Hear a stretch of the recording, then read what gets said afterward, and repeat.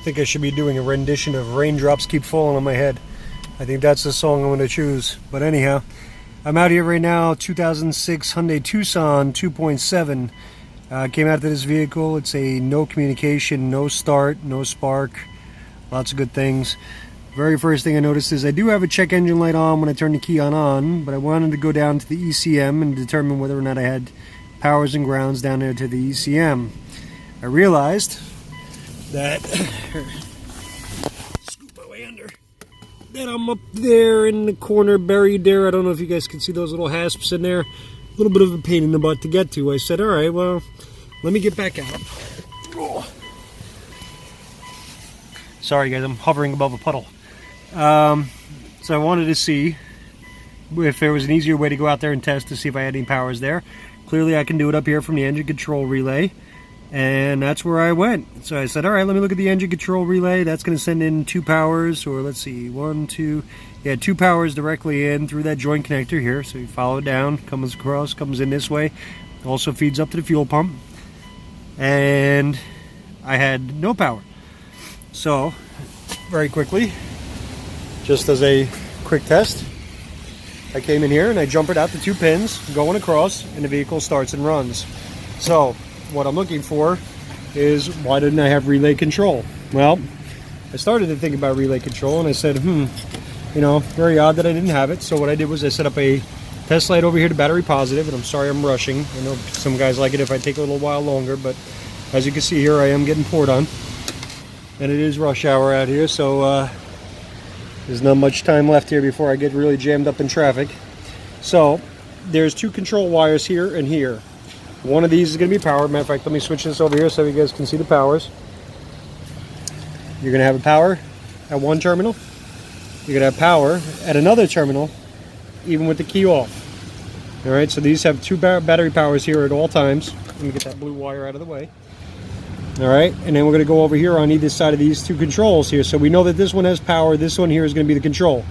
We'll lay that in there. Oops, nice and easy, so as not to spread any terminals.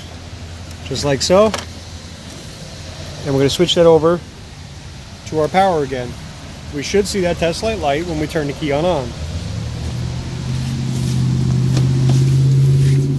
And that's going to be nearly impossible with that light out there. Let me get that light out of the way. I know you guys will have a hard time seeing this period, but I'm going to try to get this down there so that if it lights up, you're going to see the light. And there is none. No light there. Alright, that's with the key going on and off. So key going on and off, no change whatsoever. But I came in here and I took a closer look at that diagram. And I said, alright, well, we have another connector here where it goes into that fuse box. Let's check here to see if we have ground control. So I look for the black and orange wire.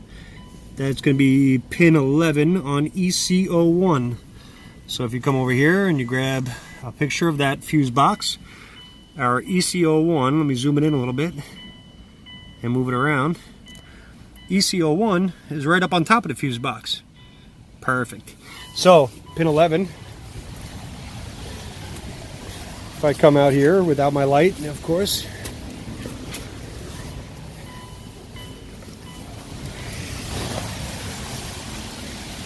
Pin 11 is going to be in this connector right up here, and there's my black and orange wire. I'm going to move that out of the way a little bit there so we can actually see where we're going, and I'm going to back probe it in.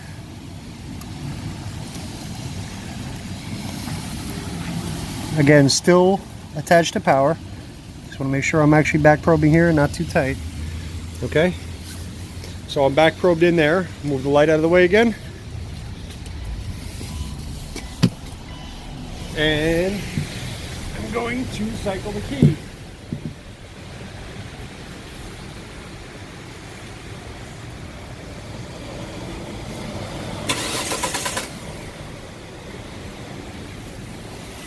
And of course I must not be in the wire because I had ground control. Oh. I'm probably making a silly mistake here, but again, I'm just trying to get out of this rain. So once again, I'm in there. I have my power. Oh, that's why my power lead wasn't hooked up. As you can see right now, I left the key on when I was in there, and there is ground control. Now this is the main relay, so it has to wait for the computer to turn off. See, ignition's on. I'm going to turn the ignition off, and if we wait a few seconds, that should turn off. There it is. And if I turn the key on, right away it should be grounded at all times. So that only comes into that fuse box right there at the very top. I've already pulled that connector off just to make sure that the terminals looked okay.